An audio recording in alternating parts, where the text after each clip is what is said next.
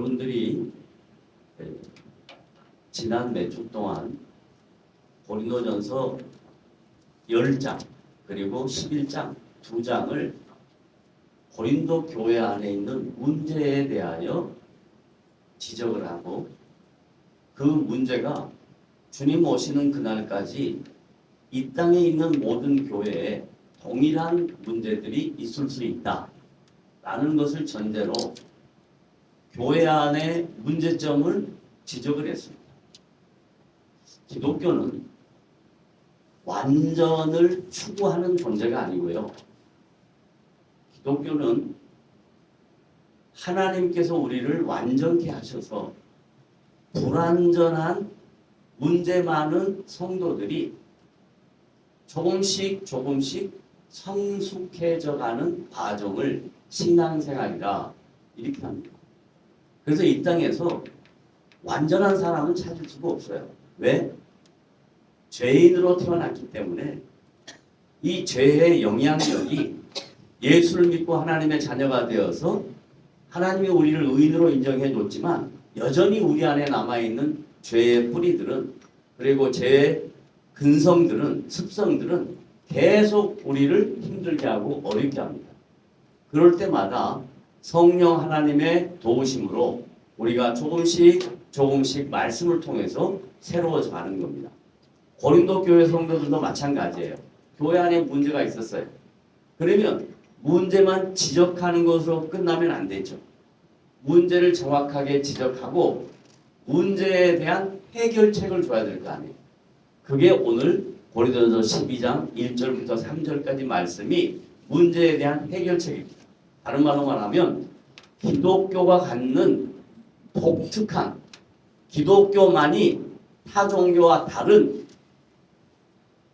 기독교의 정체성 이것을 오늘 본문을 통해서 사도 바울이 고린도 교회 성도들에게 설명합니다. 왜냐하면 고린도 교회 성도는 유대인 그리스도인이 있었고 이방인 그리스도인이 있었어요. 그래서 그들이 예수 믿기 전에 유대인들은 구약의 율법에 사로잡혀 있었고 이방인들은 우상이 이끌어가는 대로 끌려가는 그런 인생을 살았단 말이죠. 그런 사람들이 예수님을 만났어요. 하나님의 자녀가 되었어요. 그런데 자기가 예수님을 만났고 하나님의 자녀가 된 것에 대한 확증, 무엇으로 그걸 증명할 거냐 이 말이에요. 그 부분에 대하여 오늘 본문이 설명하는 겁니다. 뭐라고 설명하라고 보세요. 본문으로 돌아가 볼게요. 다 같이 함께 있습니다. 시작. 형제들아. 자, 여기 형제들아에는 자매가 포함되어 있는 거예요. 이건 대표적 원리로 형제라고 썼지 여자들이 의미가 없다, 가치가 없다, 관심이 없다 이거 아니에요. 이 형제들아 안에는 예수 믿는 보편적인 성도들을 다 가리키는 겁니다. 형제들아, 고린도 교회 성도뿐만 아니라 저와 여러분 다 포함된 거예요. 형제들아, 그 다음에 시작. 신령한 것을 또 뭐요? 신령한 것. 다른 말로 말하면 눈에 보이지 아니하는 것. 눈에 보이는 것을 그 당시 뭐라고 했냐면 육체적인 것이라 그랬어요. 눈에 보이는 것. 눈에 보이는 것은 뭐라고요? 육체적인. 그러면 눈에 보이는 것은 육체적인 것이라는 건 뭘까요? 먹고 마시고 놀고 즐기고 뭐 하는 모든 것들이 다 육체적인 거예요. 근데 이 육체적인 것에 대하여 헬라 철학자들, 그 당시 헬라 철학자들은 뭐라고 이야기했냐면 그건 전부 다 뭐라고요? 악한 것이다 그랬어요. 뭐라 그랬다고요? 악한 것. 그러니까 이 땅에 발을 붙이고 사는 사람들이 아니 육체적인 것을 악한 것이라 그러니까 그러면 악하지 않은 것은 뭡니까? 이렇게 헬라 철학자들이 물어보는 거예요. 그래서 헬라 철학자들이 뭐라고 이야기하냐면 눈에 보이지 않는 것. 뭐라고요? 눈에 보이지 않는 것. 눈에 보이지 않는 것. 그걸 뭐라고 하냐면 이데아라 그래요. 이상. 뭐라 그런다고요? 이상. 눈에 보이지 않는 저 높은 것. 그것을 추구하고 살아라. 이렇게 이야기했단 말이에요. 근데 기독교는 그렇게 이야기하지 않아요. 육체적인 건 전부 다 악한 게 아니라 인간이 악한데 악한 인간이 육체를 선용해야 된다. 그러면 육체를 선용하는 것은 자기 힘으로 되는 게 아니다. 누구의 힘으로 되느냐? 성령의 도우심이 아니면 안 된다. 이야기를 하는 거예요. 그래서 지금 바울이 성령에 대한 이야기를 하려고 해요. 그걸 뭐라고 얘기하냐면 신령한 것이다 그랬어요. 신령한 것은 뭐라고요? 성령. 따라서요. 성령은 신령한 것이다. 성령은 신령한 것이에요. 그 말은 다른 말로 말하면 우리의 노력이나 우리의 수고나 우리의 열심으로 얻어지는 것이 아니라 하나님이 어느 날 갑자기 선물로 주시는 거다. 뭐라고요? 누가? 하나님이 언제? 갑자기. 하나님이 갑자기 우리에게 뭘 주셨다? 선물을 주셨다. 자, 여기서 선영아, 선물을 언제 할 때 하지? 기억이 남을 일. 꼭 무슨 특별한 일이 있을 때 선물하잖아. 그런데 하나님이 우리에게 주시는 선물은 어떻다고? 갑자기 주는 거라. 그래서 그걸 뭐라고 얘기하냐면 무조건적. 뭐라고요? 조건이 없어. 근데 사람이 누구에게 선물할 때는 어떻게 해? 조건이 있어야 되잖아. 그러니까 선물이라는 단어를 똑같이 사용해도 하나님이 우리에게 주시는 선물은 신령한 것이야. 성령이 주시는 거란 말이에요. 자격과 조건이 없이 갑자기 주신 거란 말이에요. 그래서 저와 여러분이 자격과 조건이 없이 하나님께 선물을 갑자기 성령으로 받았어요? 안 받았어요? 받았단 말이에요. 그래서 따라하세요. 나는 하나님으로부터 신령한 선물인 성령을 뭘로 받았다? 선물로. 자격과 조건 없이 선물로 받았다. 이 얼마나 놀라운 일이에요. 그래서 이 놀라운 일을 고린도 교회 성도들이 잘 몰라. 왜 모를까? 유대인들은 구약에 빠져 있어가지고 율법에 빠져 있어도 모르고 이방인들은 우상에 빠져서 우상이 이끈 대로 살다 보니까 자꾸 몰라. 자기의 선입견이 있어. 관점이 있어. 그걸 버려야 돼. 그래서 바울이 고린도 교회 성도들과 우리에게 하는 말이 나는 누가? 내가. 여러분이. 나는 여러분 내가 알지 못하기를 원하지 않으니 되게 어렵다. 이건 다른 말로 해요. 꼭 알아야 된다. 이거 모르면 안 된다. 이 말이에요. 이거 모르면 안 된다. 이거 꼭 알아라. 하나님이 우리에게 성령을 선물로 주신 것을 꼭 알아라. 꼭 알아라. 알지 않으면 앞에 있는 10장과 11장에 있는 교회의 문제들, 그 갈등과 분쟁과 우상 숭배와 음식 먹는 문제와 모든 문제들이 계속 일어난다, 안 일어난다? 일어난다. 그런데 이걸 제대로 알면 그런 일이 줄어듭니다. 정상적인 그리스도인의 삶의 모습으로 갈 수 있다. 이야기하는 거예요. 그 다음에 2절 시작. 여기 너희는 고린도 교회 성도들, 유대인 그리스도인, 이방인 그리스도인이에요. 너희도 알거니와 시작. 너희가 이방인으로 있을 때, 그러니까 누구에게 더 하는 말이에요? 이방인한테 많이 하는 이야기죠. 너희들 하나님 알지 못하고 우상이 이끄는 대로 살았을 때에 말 못하는, 여기서 중요해요. 뭐 못하는?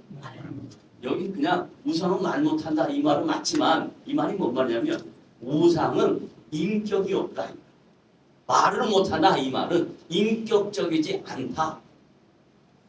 근데 성령 하나님은 인격적이다. 성령 하나님은 우리하고 말로 통한다 안 통한다? 통한다. 그걸 뭐라고 얘기해? 교제.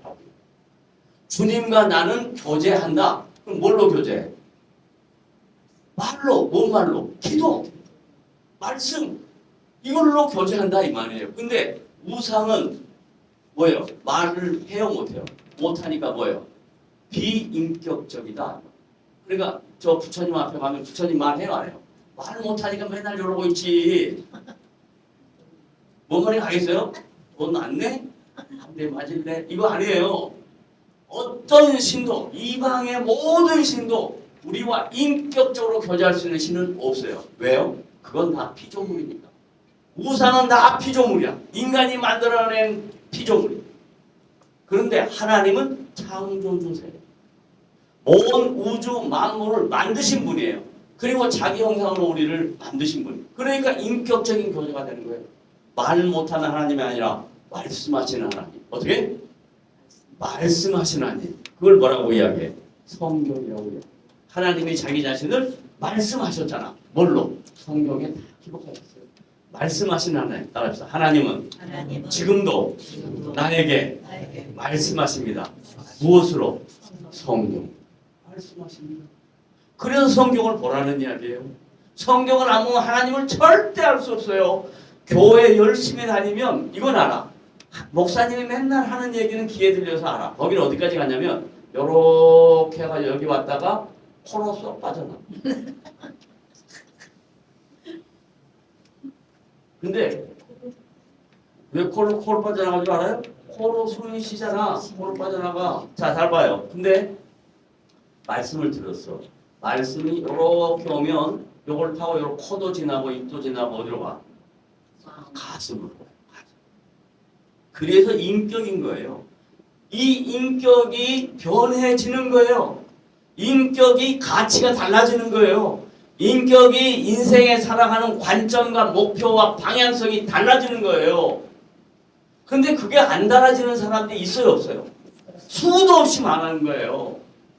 그러니까 인격이 달라지는 사람과 달라지지 않은 사람이 갈등이 생기는 거예요.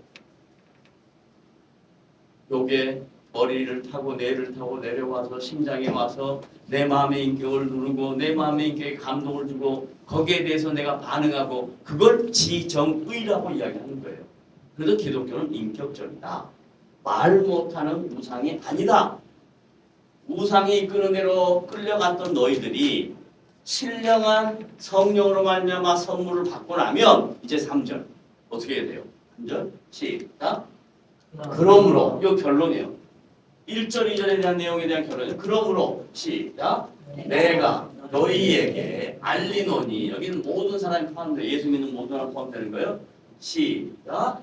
하나님의 영으로 말하는 자는 뭐라고요? 하나님의 영. 요거 이제 반복이에요. 반복은 강조하는 거예요. 그 다음에 밑에 내가 봐요. 또 그랬잖아요. 그리고 똑같은 말이에요. 뭐? 성령으로. 성령과 하나님의 영은 같은 말. 같은 말을 강조하기 위해서 두 번 쓴 거예요. 투 데우. 투 데우. 하나님의 영. 투 데우 푸니마 티. 이건 성령. 푸니마. 이렇게 똑같은 말. 똑같은 말. 하나님의 영.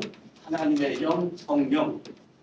반복하기 위해서 그랬어요. 자, 그러면 하나님의 영으로 말하는 자는 하나님의 영으로 말하는 자는 성령이 임한 자는 누구든지 성령이 임한 모든 사람은 예수를 저주할 자라 하지 아니하고 그럼 저주할 자가 아닌 건 뭐예요?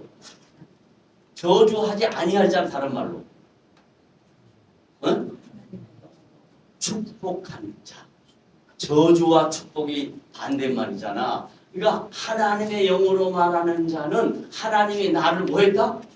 축복했다. 블레싱했다. 여러분을 하나님이 축복하셨어요. 따라하면 나는 성령으로 하나님께 뭐 받은 자다? 축복받은 자다. 근데 여러분이 왜 그걸 모르냐면 이 축복을 자꾸 세상적 관점으로 이해해가지고 다른 사람하고 비교해가지고 그 비교한 내용으로 다른 사람하고 자기가 뭘 하면 복받은 걸로 생각하고 자기가 다른 사람과 열등하면 복받지 못한 걸로 생각하고 그건 세상의 복이야. 하나님은 우리에게 뭘 주셨다? 축복하셨다. 따라서 나는 하나님께 축복받은 사람이다. 그냥 축복받은 사람이에요. 지금 만약에 여러분이 어려우면 아 그거 훈련의 기간이구나. 여러분이 만약에 문제가 있으면 아 이 문제는 넘어가는 과정이구나 이렇게 생각을 해야 되는 거예요. 내가 뭘 잘못했나? 하나님이 나를 저주하나? 이런 생각은 잘못된 생각이에요. 하나님은 여러분을 축복하시는 분입니다. 따라합시다. 하나님은 나를 축복하시길 원한다. 그게 성경 말씀의 전부예요. 또 하시는 것 같아요. 그 다음에 또 한 번 더 반복해요. 또 그리고 성령으로 아니하고는, 다른 말로 말하면 성령 아니면 말이 안 돼. 단지 성령만으로, 성령으로 아니하고는 시작 누구든지 예수를 뭐 주시라 할 수. 여기 주 예수님이 주님이다 그러면 뭔 말이냐면 우리의 왕이다, 우리의 주인이다, 우리의 모든 것 되시는 분이다. 누가? 예수님. 그걸 고백하는 것은 성령 아니고는 못한다니까요. 성령 아니고는 못해요. 그래서 여러분이 만약에 예수님을 나의 왕이고 주인이고 그리고 나의 삶의 모든 것이라고 믿으면 성령이 여러분의 하나님의 자녀인 것을 반증해주는 내용이다 이 말이에요. 그러니까 따라하세요. 예수님은 나의 주인이십니다. 왕이십니다. 모든 것입니다. 믿으십니까? 아멘. 그럼 여러분에게 뭐가 있어요? 성령이 임하고 계시다. 자, 그러면 이제 복음서에 성령이 오순절 강령 이후에 열정적으로, 역동적으로, 구체적으로 드러났지만 예수님이 공생의 사역할 때 아직 성령은 임하지 않았단 말이에요. 그런데도 불구하고 예수님이 공생의 사역 속에서 성령의 역사를 두 가지로 나타냈어요. 오늘 두 가지만 이야기할게요. 자, 예수님의 제자가 몇 명? 왜 12명일까 생각해 봤어요. 왜 그랬을 것 같아요? 숫자가 좋아요? 12 숫자? 구약의 12지파와 신약의 12제자가, 구약에서는 하나님의 언약 백성, 신약에서는 제자를 통해서 예수 믿는 주의 백성, 이 모두 다를 합하면 엄청난 수를 요한계시록에서 뭐라고 이야기했냐면 14만 4천이라고 했어요. 왜 14만 4천입니까? 12 곱하기 12는 뭐예요? 144. 11 곱하기 11은 13 곱하기 13은 169. 14 곱하기 14는 156. 15 곱하기 15는 225. 나는 이런 걸 너무너무 잘해요. 왜 이렇게 잘할까? 왜 잘하는지 다음 주에 설명해 드릴게요. 들어봐요. 14만 4천 명은 12 곱하기 12대 구약의 언약 백성과 신약의 제자들, 그리고 곱하기 1000. 1000이라는 숫자는 뭘 의미하냐면 많아. 셀 수도 없다. 이성으로는 도저히 이해가 안 된다. 이게 1000. 헬라에서 말하는 헬라어의 의미가. 그러니까 예수 믿는 사람이 하나님 나라에 갈 사람이 많다 적다? 수도 없이 많다. 저 신천지 저 이단 새끼들은 뭐라 하냐면 자기들한테만 와야만 14만 4천에 들어간다 그래. 그건 전부 다 거짓이. 그건 진리가 아니야. 자, 그렇다면 이제 또 성령을 아니하고는 예수를 주시라 할 수 없다 했는데 예수님이 공생에 사역할 때 예수님의 제자들한테 물어봤어요. 야, 제자들아, 너희는 나를 누구라고 얘기하느냐? 그리고 주변에 나를 따라가는 많은 무리들이 나를 누구라고 이야기하느냐? 그러니까 뭐라 그래요? 아니, 그건 이제 답이고 뭐라 하냐면 더러는 어떤 사람은 예수님을 보고 예수님과 좀 앞에 있었던 세례 요한 같다 그럽니다. 그래. 응? 그 다음에 또 어떤 사람은 누구라 그래? 엘리야. 불병과 타고 하늘에 올라간 엘리야, 구약의 엘리야 선지자 같다 그럽니다. 또 더러는 에레미야 혹은 선지자 중에 하나라고 얘기합니다. 그러니까 예수는 뭐라고 이야기한 거야? 선지자로 이해한 거예요. 많은 사람들이. 그래서 예수님이 제자들에게 그러면 너희들도 똑같이 생각하냐? 그러니까 베드로가 아니요. 아닙니다. 그럼 뭐냐? 그러니까 베드로가 따라서요. 주는 그리스도시요 살아계신 하나님의 아들입니다. 그러니까 예수님이 뭐라고 이야기하냐면 그래 베드로야 잘했다 이렇게 하는 게 아니고 베드로야 바요나 시모나 내가 복되도다. 아까 제가 그랬죠. 성령은 우리를 뭘로 하셨다고? 축복하셨다 그냥 복되도다 하고 이를 내게 알게 한 것은 혈통이 아니요. 다른 말로 말하면 인간이 이해하고 있는 고백이 아니요. 하늘에 계신 하나님께서 알게 하신 것이다. 그건 다른 말로 뭐예요? 성령이 알게 하신 것이다. 그러니까 성령 아니고는 주는 그리스도란 말을 할 수 있어요, 없어요? 없어요. 그게 이제 제자들한테 한 말씀이야. 오순절 성령 강림이 임하기 전에. 그 다음에 요한복음 4장에 가면 예수님이 사마리아 지역을 가고 있어요. 어디 가고 있다고요? 근데 사마리아 지역이 큰 넓은 지역인데 예를 들면 전라도란 말이에요. 근데 강주를 갔어요. 그 이름을 수가성이라고 해요. 뭐라고요? 수가성이라고. 수가성에 사마리아 여인이 물을 들어갔어요. 어디에? 우물가에 물을 들어갔어요. 물을 들어갔는데 예수님이 지나가다가 사마리아 성 수가성 한 여인을 만났어요. 사마리아 여인을. 그래서 물을 가지고 예수님과 대화. 예수님 물 좀 달라 그래요. 그래서 사마리아 여인이 이제 물을 주면서 뭐라고 하냐면, 자 여기 있습니다. 맛있게 드십시오.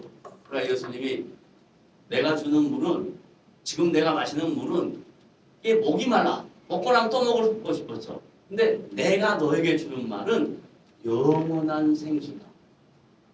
영생의 물을 내가 주겠다. 그러니까 사마리아 여인이 깜짝 놀라요. 아니 영생의 물이 어디 있습니까? 이게 뭔 소리입니까? 이렇게 묻는 거예요. 예수님이 사마리아 여인에게 뭐라고 질문하냐면, 야, 너 남편이 몇이냐? 그 당시 사마리아 사람들의 전통적인 삶의 모습 중에 하나예요. 남편이 5이 있었습니다. 그리고 지금도 있는 내 남편이 있습니다. 근데 그게 내 남편이 아닌 것 같습니다. 그래. 그래 예수님이 뭐라고 이야기하냐? 그래 맞다. 정말로 너의 남편은 눈에 보이는 남편이 아니다 라고 하면서 복음을 설명합니다. 거기서 복음이 뭐냐면 예수님이 나를 믿는 자는 영원히 목마르지 아니하겠다. 그때 사마리아 여인이 그리스도십니다. 당신은 그리스도이십니다. 라고 고백합니다. 이방 여인이, 한 번도 예수님 만난 적이 없는 여인이 예수님을 당신은 그리스도이십니다. 왕이십니다. 제사장입니다. 선지자이십니다. 그렇게 고백을 해요. 그래서 예수님이 그 여인에게 그래 내가 복되도다 라고 이야기하면서 예수님이 요한복음 4장 24절에 예배하는 때가 오나니 예배하는 자는 신령과 진정으로 예배할지니라 라고 얘기합니다. 그래서 이 사마리아 여인이 예배하는 자 안에 포함되는 거예요. 여러분 이것이 복음이고 이게 기독교고 이게 성령의 역사예요. 성령이 아니고서는 베드로가 그런 고백 못해요. 성령이 아니고서는 사마리아 수가성 사마리아 여인이 그런 고백을 할 수가 없어요.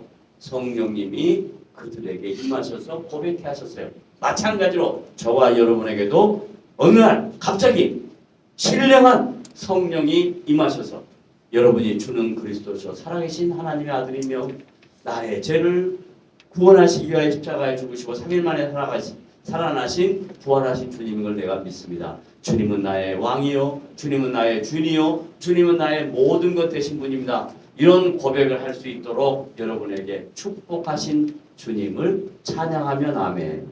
아멘. 얼마나 놀라운 일입니까? 이게 기독교고 복음입니다. 그래서 어떤 일이 있어도 어떤 문제가 있어도 이것을 놓치지 말고 주님이 나의 삶의 주인 되시고 왕 되신 것을 믿고 하루하루를 열심히 살아내는 복된 지체들 되시기를 주님의 이름으로 부탁을 드립니다. 아멘. 기도합시다.